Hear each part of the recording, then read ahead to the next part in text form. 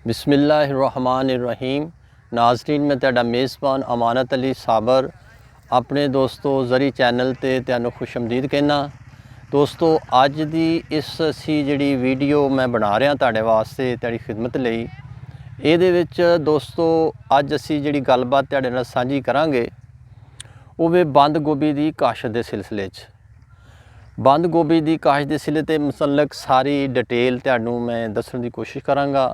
ਇਹਦੀ वक्त काश्त और ਇਹਦੀ खादां बीज और दूसरियां ਜਿਹੜੀਆਂ एहतियाती तदबीरां ने वो सारियां गल्लां बातां ਤੁਹਾਡੇ ਨਾਲ मैं कोशिश करांगा ਸਾਂਝੀਆਂ हो सकन।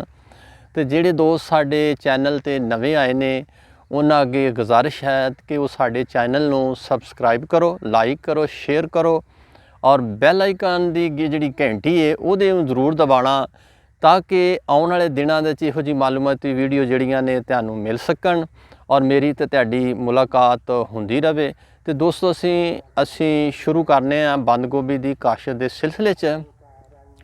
सब तो पहले दोस्तों असी इहदी कुछ अगर अहमियत देखिए तो तिब्बी लिहाज नाल भी और मुआशी लिहाज नाल, तिब्बी लिहाज नाल देखिए तो ये काफ़ी यानी कि सेहत के मकसद वास्ते भी बड़ी अहमियत की हामल है और ये मुख्तलिफ बीमारियां का ये तदारक है। ये विटामिन सी जिहड़ा ये वाफर मकदार च पाया जाता है। जिस तरह मसलन माल्टे च जिन्ना विटामिन सी हुंदे ने उहदे मुताबक यानी कि ये विटामिन हुंदे ने और ब्लड प्रैशर नू, कोलेस्ट्रोल नू कंट्रोल करती है, होर दीगर यानी बीमारियां का ये तदारक करती है। डॉक्टर भी इनू ज़्यादातर तजवीज़ करते हैं और लोग इनू ज़्यादातर बरगद और सलाद वगैरह च इस्तेमाल करते हैं और मैदे वास्ते भी बहुत ये अच्छी होंदी है। तो दोस्तों हुण असी इहदी तुहाडे नाल सारी तफसील की गल काश्त के बारे च गल करांगे कि सब तो पहले ये जिक्र करने कि इहदे वास्ते ज़मीन कैसी होनी चाहिए है। दोस्तों इहदे वास्ते ज़मीन की कोशिश करनी चाहिए है कि नामियाती मादे वाली ज़मीन होवे, यानी कि जरखेज़ हल्की मैरावी ज़मीन चल जाती है, लेकिन कोशिश करो कि ऐसी ज़मीन जिहदे विच वो सिलेक्ट करो जिहदे विच जड़ी बूटियां बहुत घट उगदियां होण और दूसरा पानी उहदे च खलोंदा ना होवे, ताकि पानी खलोण वाली सेम ज़्यादा इहो जिहियां ज़मीनां च ये नहीं लाउण की कोशिश ना करो और ज़मीन नू अच्छे तरीके ना भुरभुरा कर लो और जिस वो रूटावैटर चलाओ, हल चलाओ। जिस वक्त तुसी देखो कि अच्छे तरीके ने जरखेज़ हो गई है दोस्तों, तो फिर इहदियां 2.5 फुट ते 3-3 फुट ते पौने 3-3 फुट ते रेजर नाल इहदियां खेड़ियां कढ लवो। खेड़ियां कढ़न तो बाद दोस्तों फिर ये ज़हन च रखना कि ज़मीन जिहड़ी है खुश्क होवे, खेत जिहड़ा तुहाडा वो खुश्क होवे, बदतर हालत च इनू लाउण की कोशिश नहीं करनी। और जिस वक्त तुसी अगर थल्ले हो सके तो DAP 2 बोरियां यानी कि बंद गोभी दे विच तजवीज़ कीतियां जांदियां ने। बाकी DAP बहुत ज़्यादा महंगी खाद है, तुसी एक बोरी भी इस्तेमाल कर सकते हो। खेलां कड्ढण तो बाद फौरन इनू यानी चोपियां दे जरिए लेबर लवा के हत्थां दे जरिए 8-8, 9-9 इंच के फासले ते एक बीज जिहड़ा ने ये तुसी लगवा देना है। और अगर किसी गलती की वजह ना 1-2 बी भी लागे कोई हर्ज नहीं, वो जिस वक्त बी उगते ने 2 अगर इकट्ठे उगाए जिथे नहीं उगी तुसी उन्होंने उत्थे पट के ला सकते हो। दूसरा उस तो बाद इनू फौरन तुसी पानी लाना है। पानी लाउण दा तरीका जिमीदार भाई पहले ही जानते होने कि जिथे बीज लगा है उत्थे उन्होंने ओवरफ्लो वाटरिंग नहीं करनी। अगर तुसी ओवर वाटरिंग करोगे तो बीज अच्छे तरीके नाल जर्मीनेट नहीं होएगा, सड़ जाएगा। थोड़ा जिहा उस बीज तो थल्ले पानी दे रेज रखनी है और खुश्क ज़मीन अगर खेत खुश्क तैयार किया होया तो फौरन रेज उत्थे तक पहुँच जाएगी, यानी कि इनू रेज देनी है, इनू वत्तर देना है। इस तरीके नाल दोस्तों तुसी इस बीज नू लाउणा है। तो जे तुसी हुण इहदी वैरायटी की गल करदे हो तो पाकिस्तान दे विच वस्ती पंजाब च साडे ज़्यादातर गोभी लगदी है। इहदे च मुख्तलिफ किस्म के बीज ने, हाईब्रिड यानी ग्रीन साइज़ यानी कि राइज एक हैगा, स्काटा है, संजेंटा दे बीज हैं, होर भी कुछ ऐसे बीज ने जिहड़े तुहानू यानी बीज वालियां सीड वालियां शॉप्स तो मिल जाणगे। ज़्यादातर अजकल स्काटा बीज, संजेंटा दा बीज, ग्रीन राइस जिहड़ा तुसीं ये खेत साडे मेरे बैक ते देख रहे हो दोस्तों, ये ग्रीन राइस बीज लगा होया, इहदी ग्रोथ देख सकते हो तुसीं किस तरह अच्छी ग्रोथ हुई है। ਔਰ ਇਹਦੀ ਯਾਨੀ ਜਰਮੀਨੇਸ਼ਨ ਕਿੰਨੀ ਹੋਈ ਹੈ। ਇਹ ਸਾਰੀਆਂ ਚੀਜ਼ਾਂ ਦੋਸਤੋ ਤੁਸੀਂ ਜ਼ਿਹਨ 'ਚ ਰੱਖਣੀਆਂ ਨੇ। ਔਰ ਇਹਨੂੰ ਲਾਉਣ ਤੋਂ ਫੌਰਨ ਬਾਅਦ ਯਾਨੀ ਪਾਣੀ ਦੇ ਦੇਣਾ, ਬੱਤਰ ਦਾ ਤੁਹਾਨੂੰ ਦੱਸ ਦਿੱਤਾ ਹੈ। ਉਸ ਤੋਂ ਬਾਅਦ ਦੋਸਤੋ 24 ਘੰਟੇ ਦੇ ਅੰਦਰ ਅੰਦਰ ਜਿਸ ਵਕਤ ਕੁਛ ਖੁਸ਼ਕ ਹੋ ਜਾਵੇ ਯਾਨੀ ਜਰਮੀਨੇਟ ਬੀਜ ਨਾ ਹਲੇ ਨਿਕਲੇ, ਉਸ ਤੋਂ ਪਹਿਲੇ ਜੜੀ ਬੂਟੀਆਂ ਦੀ ਤਲਫੀ ਵਾਸਤੇ ਜਿਹੜੀਆਂ ਦਵਾਵਾਂ ਨੇ ਯਾਨੀ ਕਿ ਜਿਹੜੀਆਂ ਸਪਰੇਵਾਂ ਨੇ ਉਹਨਾਂ ਦੇ 'ਚੋਂ ਦਵਾਲਗੋਡ ਸਪਰੇ ਕਰ ਦਿਓ। ਉਹਦੇ ਨਾਲ ਦੋਸਤੋ ਹੋਏਗਾ ਇਹ ਕਿ ਤੁਹਾਡੇ ਯਾਨੀ 30-35 ਦਿਨਾਂ ਤੱਕ ਯਾਨੀ ਖੇਤ ਦੇ ਵਿੱਚ ਕੋਈ ਜੜੀ ਬੂਟੀ ਨਹੀਂ ਉੱਗੇਗੀ। ਅਗਰ ਬਾਅਦ 'ਚ ਕੋਈ ਉੱਗਦੀ ਵੀ ਹੈ ਤਾਂ ਉਸ ਵਕਤ ਗੋਭੀ ਕਾਫੀ ਵੱਡੀ ਹੋ ਜਾਂਦੀ ਹੈ, ਉਹਨੂੰ ਗੋਡੀ ਕਰਕੇ ਬਾਹਰ ਨਿਕਾਲਿਆ ਜਾ ਸਕਦਾ ਹੈ। ਪੈਂਡੀਮੈਥਾਲੈਨ ਦੀ ਵੀ ਜਿਹੜੀ ਸਪਰੇਅ ਵੇ ਉਹ ਵੀ ਤੁਸੀਂ ਕਰ ਸਕਦੇ ਹੋ। ਇਹ ਦੋਸਤੋ ਇਸ ਮਰਹਲੇ ਤੱਕ ਹੈ। ਔਰ ਉਸ ਤੋਂ ਬਾਅਦ ਜਿਸ ਵਕਤ ਕੁਛ ਵੱਡੀ ਯਾਨੀ ਹੋ ਜਾਂਦੀ ਹੈ ਗੋਭੀ, ਫਿਰ ਅਕਾਰਡਿੰਗ ਟੂ ਸਿਚੁਏਸ਼ਨ ਮੌਸਮ ਦੇ ਲਿਹਾਜ਼ ਨਾਲ ਇਹਦੇ ਪਾਣੀ ਦਾ ਖਿਆਲ ਰੱਖਣਾ ਚਾਹੀਦਾ।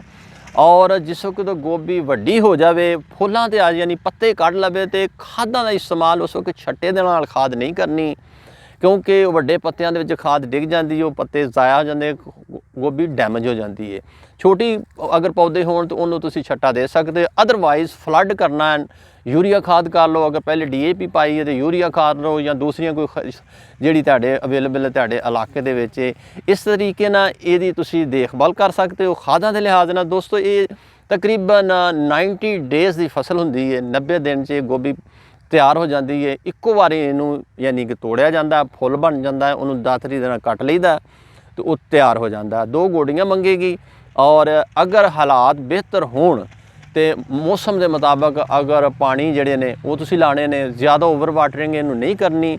ਜਿਸ ਵਕਤ ਇਹ ਦੋਸਤੋ ਗੋਭੀ ਤਿਆਰ ਹੋ ਜਾਵੇ ਤਾਂ ਫਿਰ ਇਹਦਾ ਮਰਹਲਾ ਆ ਜਾਂਦਾ ਮਾਰਕੀਟਿੰਗ ਦਾ। ਇਹ ਜ਼ਿਹਨ 'ਚ ਰੱਖੋ। ਅਗਰ ਤੁਸੀਂ ਬਸਤੀ ਪੰਜਾਬ 'ਚ ਲਾ ਰਹੇ ਹੋ ਤੇ ਜੇ ਅੱਛਾ ਰੇਟ ਲੈਣਾ ਚਾਹੁੰਦੇ ਹੋ ਤਾਂ ਇਹ ਤਕਰੀਬਨ ਇਹਦੇ ਲਾਉਣ ਦੇ ਟਾਈਮ ਹੈ ਪਹਿਲੇ ਦੱਸਣੇ ਸੀ, ਬਲਕਿ ਉਹ ਤੁਹਾਨੂੰ ਹੁਣ ਮੈਂ ਦੱਸਣਾ ਕਿ ਅਗਸਤ ਦੇ ਮਹੀਨੇ ਤੋਂ ਬਾਅਦ ਇਹ ਜਨਵਰੀ ਫਰਵਰੀ ਤੱਕ ਜਿਸ ਵਕਤ ਤੁਹਾਨੂੰ ਮੌਸਮ ਬਾਰਿਸ਼ਾਂ ਤੋਂ ਇਲਾਵਾ ਲੱਭੇ ਤੇ ਤੁਸੀਂ ਇਹਨੂੰ ਲਾ ਸਕਦੇ ਹੋ।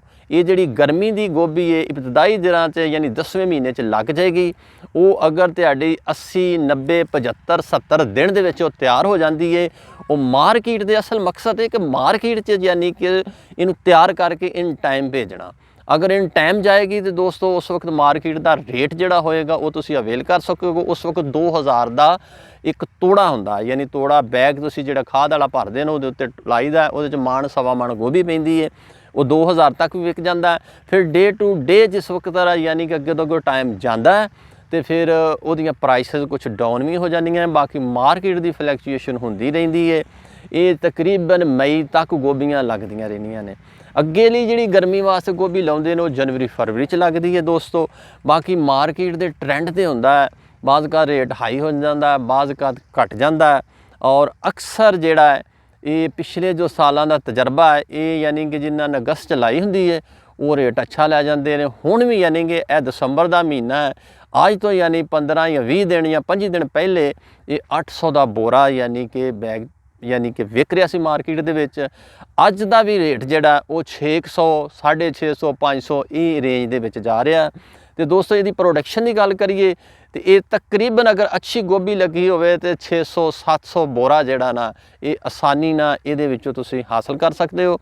ਅੱਗੇ ਬਾਕੀ ਸਾਰੀਆਂ ਜਿਹੜੀਆਂ ਗੱਲਾਂ ਦੋਸਤੋ ਉਹ ਕੁਦਰਤ ਦੇ ਹੱਥ ਦੇ ਵਿੱਚ ਨੇ, ਬੰਦਾ ਇਹਤਿਆਤੀ ਤਦਬੀਰ ਕਰ ਸਕਦਾ ਹੈ।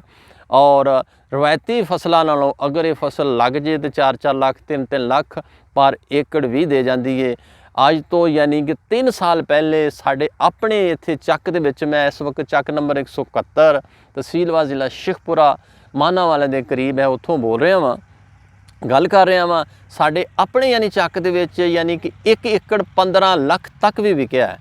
ਗਰਮੀਆਂ ਵਾਲੀ ਗੋਭੀ ਜਿਸ ਵਕਤ ਵਾਢੀਆਂ ਹੁੰਦੀਆਂ ਨੇ ਉਸ ਵਕਤ ਕਿਸੇ ਨੂੰ ਤਿਆਰ ਕੀਤੀ ਸੀ, ਕੁਦਰਤੀ ਤੌਰ 'ਤੇ ਕੋਈ ਐਸਾ ਯਾਨੀ ਕਿ ਸ਼ਾਰਟੇਜ ਆਈ ਔਰ ਰੇਟ ਅਪ ਹੋ ਗਏ ਔਰ ਉਹ ਇਸ ਯਾਨੀ ਕਿ 15 ਲੱਖ ਤੱਕ ਏਕੜ ਵਿਕ ਗਿਆ। ਹੁਣ ਵੀ ਜਿਹੜਾ ਹੈ ਯਾਨੀ 1.25 ਲੱਖ 1.5 ਲੱਖ ਦਾ ਏਕੜ ਜਿਹੜਾ ਇਸ ਵਕਤ ਤਿਆਰ ਹੈ ਉਹ ਵਪਾਰੀ ਲੈ ਰਹੇ ਨੇ। ਇਸ ਤਰੀਕੇ ਦੀ ਯਾਨੀ ਕਿ ਇੱਕ ਸਿਚੁਏਸ਼ਨ ਹੈ। ਬਾਕੀ ਸਾਰੇ ਮੁਕੱਦਰਾਂ ਦੀ ਗੱਲ ਹੈ ਤੇ ਇਹ ਮੈਂ ਚਾਹਿਆ ਕਿ ਆਪਣੇ ਦੋਸਤਾਂ ਦੇ ਨਾਲ ਸਾਰੀ ਮਾਲੂਮਾਤ ਯਾਨੀ ਕਿ ਡਿਟੇਲ ਨਾਲ ਯਾਨੀ ਸਾਂਝੀ ਕਰਨ ਦੀ ਕੋਸ਼ਿਸ਼ ਕਰਨਾ ਤੇ ਉਮੀਦ ਹੈ ਕਿ ਇਹ ਤੁਹਾਨੂੰ ਪਸੰਦ ਆਈ ਹੋਏਗੀ। ਤੇ ਇਹਦੇ ਨਾਲ ਹੀ ਆਪਣੇ ਮੇਜ਼ਬਾਨ ਅਮਾਨਤ ਅਲੀ ਸਾਬਰ ਨੂੰ ਇਜਾਜ਼ਤ ਦਿਓ। ਅੱਲਾ ਹਾਫਿਜ਼।